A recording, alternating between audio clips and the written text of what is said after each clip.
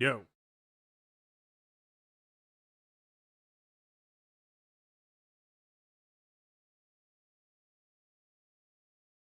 All right. Well, we have the first glimpse into Mace's team. I guess we had Jocasta, but Jocasta's a very slower character, I feel like.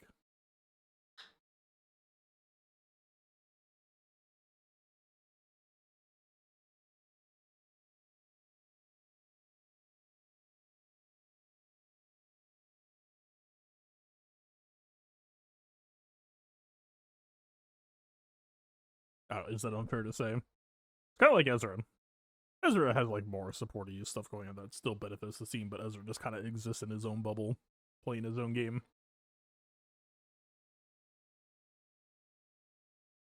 All right.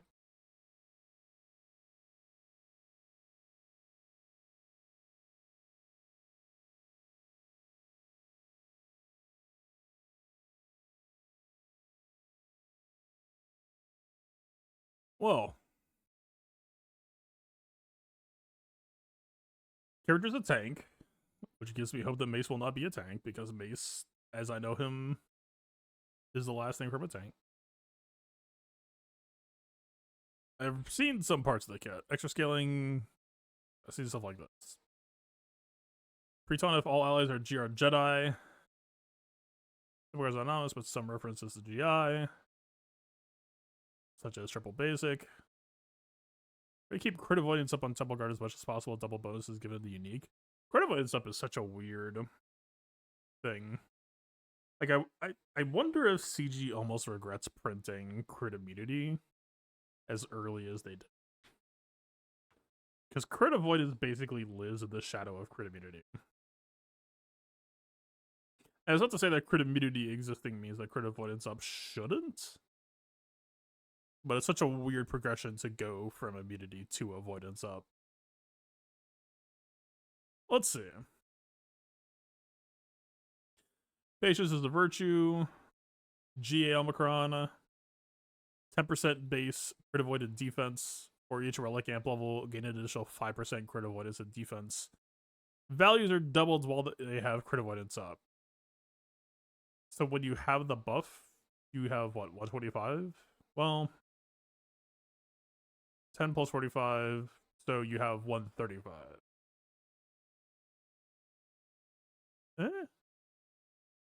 So they're trying to carve out a space where like 100% crit chance isn't good enough anymore, but like people like Padawan Obi-Wan who can go to 200% are like still capable.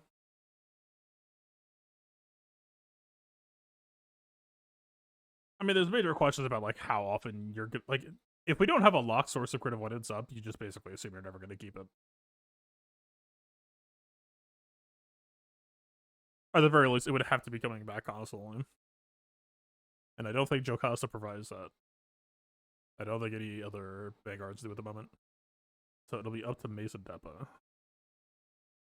To start a battle, if all allies are GR Jedi, Temple Guard gains taunt for 1 turn, and if all allies are Vanguard, all allies gain protection up for the rest of the encounter, which is locked. It says persist through defeat. Does this mean Deppa's gonna have like a revive mechanic or something?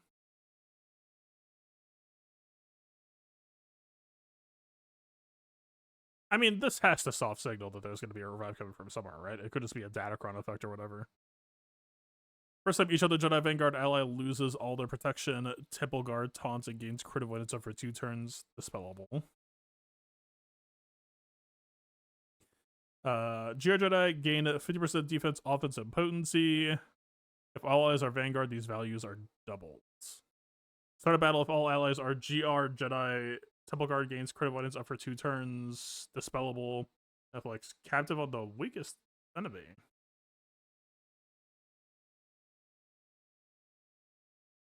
If all allies are GR Jedi and there are no allied elves. That's plug and play-ish, but it has to be all GR Jedi. That might be a little bit too restrictive. Like, Amidala could have just grabbed that, I guess.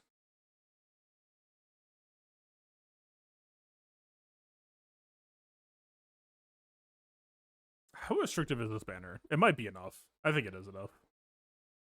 Um,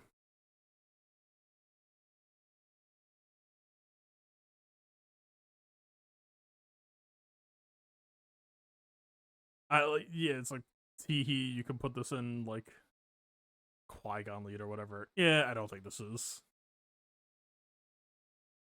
It also it comes off as like, A, this means that would-be counters actually have some agency against this because it's weakest. Anytime that you see weakest or strongest in mechanics, that always like invokes player agency. That like, you know, it could be that like the default to build for a squad, your attacker gets captive, but instead you just like mod your support to squishiest and attacker to be a little bit bulkier than them, and then you're just fine.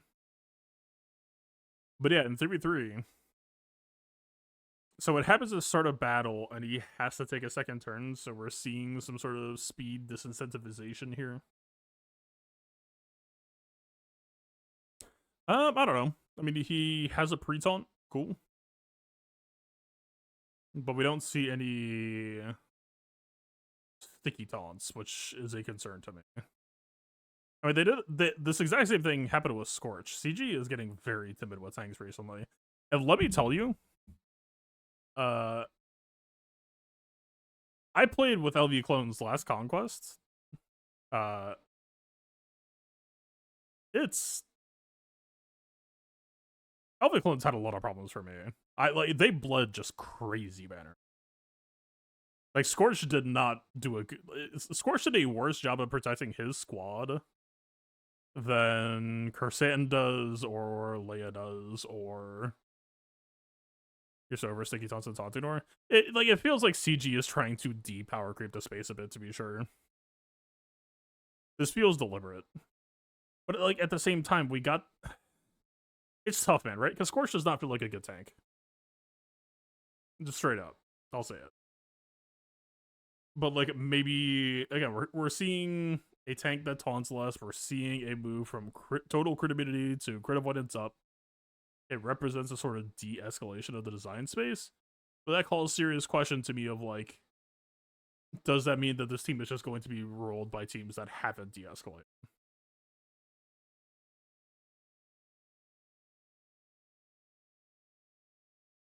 A tank purpose taunt, so we also ignore taunts constantly is boring to view.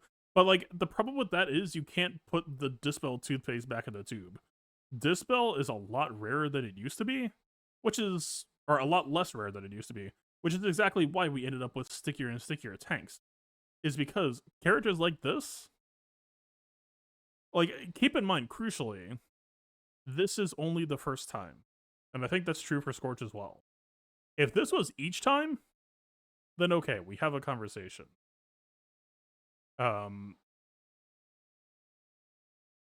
This just isn't going to be enough. Like, I'm going to be straight up with you.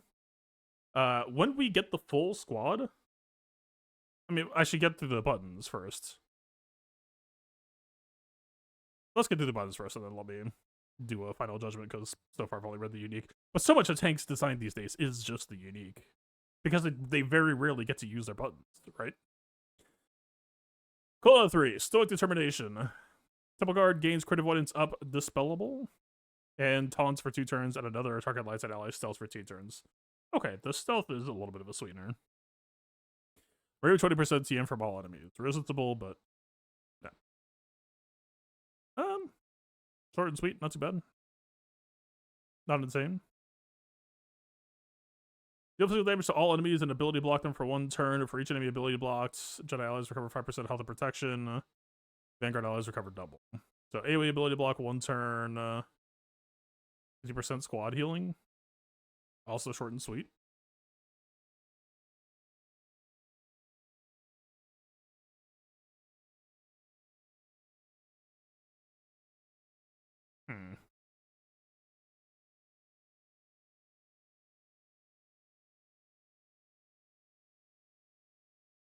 I mean, AoE ability block is potent. But there's a weird thing going on where like, to be honest, so far, 95% of the power budget is on those captive claws. That an AoE ability block on a character that we're probably going to end up deliberately keeping slow. This is just going to come out randomly in like turn 15 to 20.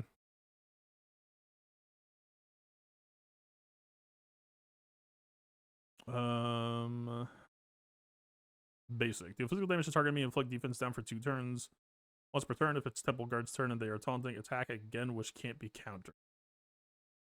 If the target enemy has defense down, attack again, which can't be countered. So a lot of this depends on outside sources of like crit avoidance up and taunt. But you can cut this kit probably almost in half. Not in half, but like you can strip out a good like 20 to 30% of the kit as like stuff that will just never happen. This will probably never happen. Like, yeah, like this stuff is cute. This, I know Jocasta does defense down, so he might be able to combo off of Jocasta. But yeah, like it's a tank basic.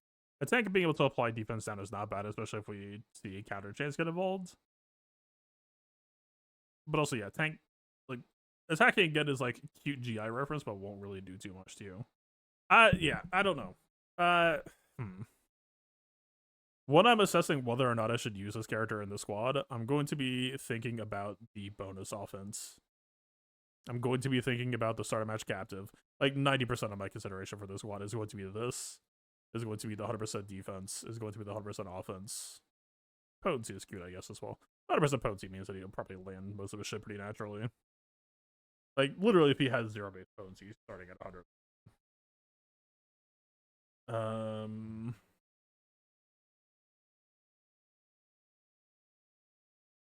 But yeah, obviously we don't have the full picture.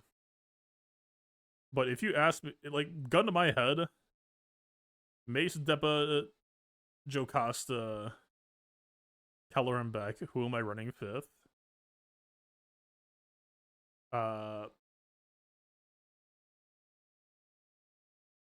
There would be a legitimate discussion between this kid and Barris. Currently.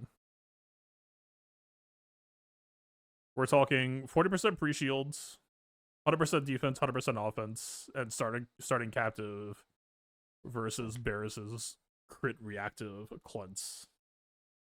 Or crit reactive heal, as well as her cleanse and TM.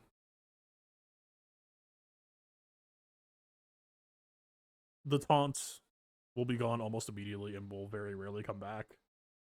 The taunts, manual taunts, depending on their kit mechanics. For all we know, maybe they'll have a turn meter train. Kind of like Hondo, right? Hondo gains so much turn meter that even if you might sometimes prefer his captive to last for longer, maybe you just can't control it. But if we can control it, the best value you're going to get out of this character is probably just making them slow.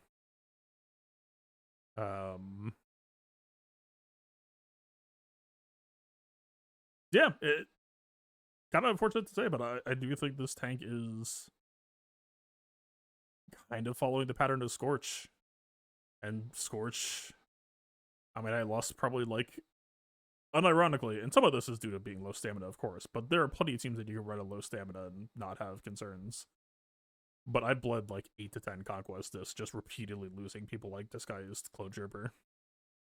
It was like, dude.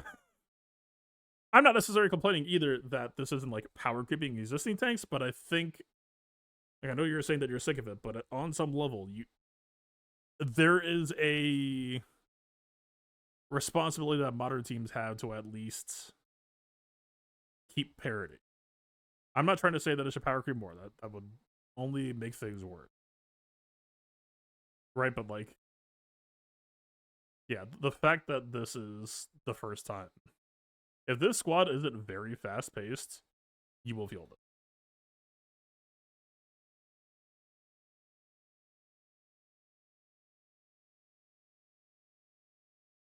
Right? You literally have to ask yourself, okay, so we have a tank that doesn't taunt that often. What does he offer us? He's not offering you that much. He's offering you, the captive is a big deal potentially.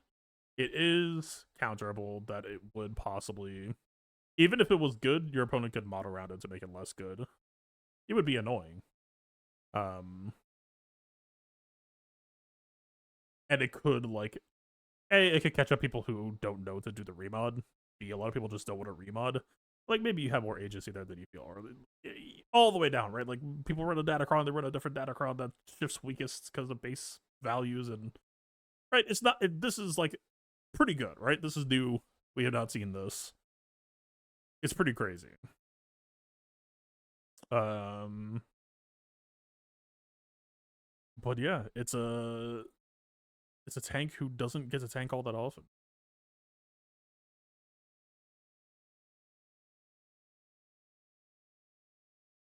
Well, I'll just see for this too. Jocasta Du is a character that can do damage, that ramps pretty aggressively. I was pretty focused on the protection side of her before now, but definitely this may make me reconsider that. Definitely may make me reconsider that. It just gives her a little bit more oomph.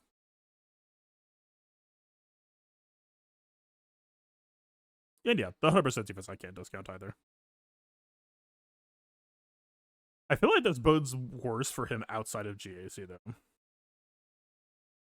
Like the majority of what I like about this character is sitting right here, and is also the 40% shielding. Although let's talk about that too. So the 40% shielding is neat until you pause and think about like, okay, Keller and Beck is all about protection and literally shunts his health into his protection. Jocasta Du is all about protection. Like, are we having just like a conversation about like, okay, this squad just wants like big health secondaries? Or I mean, obviously, like if the squad is running Barris will get a decent chunk from it. But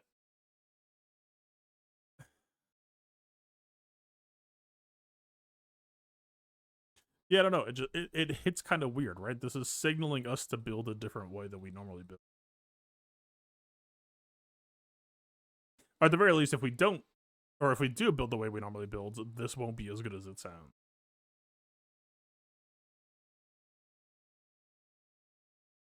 It's definitely a bit of an option.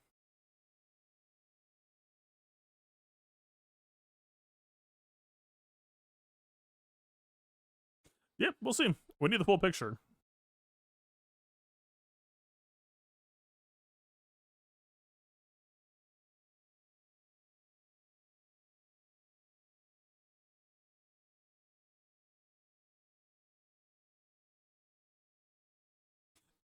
Even just like thematically, I don't know if I see them getting tortured. But also the triple hit is only one taking a turn. I just don't know if it strikes me as like realistic to hope or expect it to happen. Let's call this out. These are protection recovery that could have interaction with the protection up. It's a good shout. Jocasta is the main one that I associate with protection recovery that I can think of. Let me see.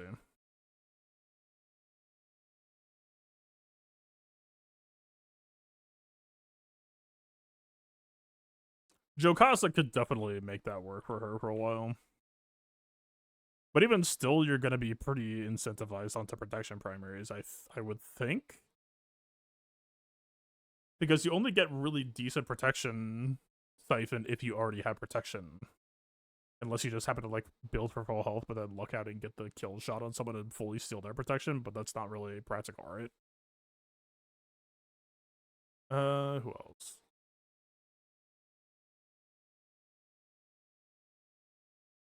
We can just do it from here. Single target protection regen. Killer him back.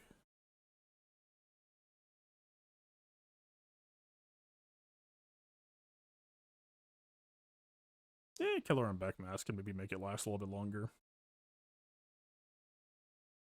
Also worth noting, I think Killer and Beck is a lead. Yeah, it is lead. Lead gives you 50% defense. So you're working with plus 150% defense potentially between the two. That is not nothing, right? You have to respect that. It's not. What is it, 500% defense here, I think? Yeah. You're not talking 500%, but it's still significant.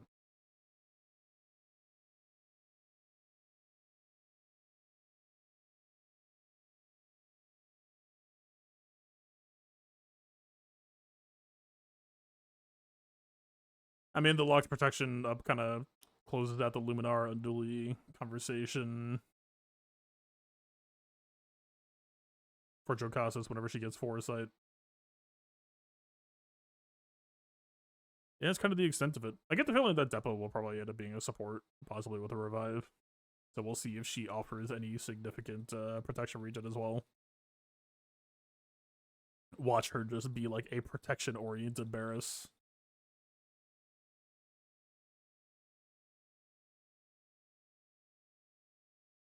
I forgot this was on the playlist. Oh. I don't know. I mean, that's kind of what I've said. I said what I've said to say.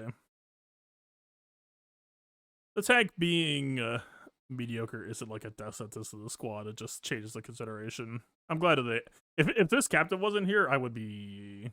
Oh, we would literally just be having like a stat stick conversation. If he's a stat stick with start of match disruption, then yeah, we'll see. It will at least be interesting and add a little bit of chaos to the squad.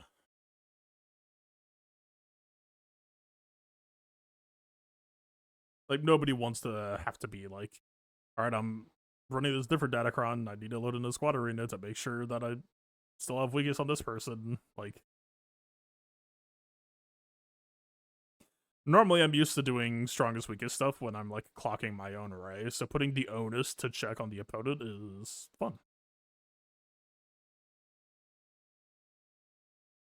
I love that for them. All right, anyway, I am getting out of here as soon as I thought. I was going to do some doing Monster Train, but there's a sale ending today that I possibly want to hit. So, yeah. I stream later tonight. We'll see. Later.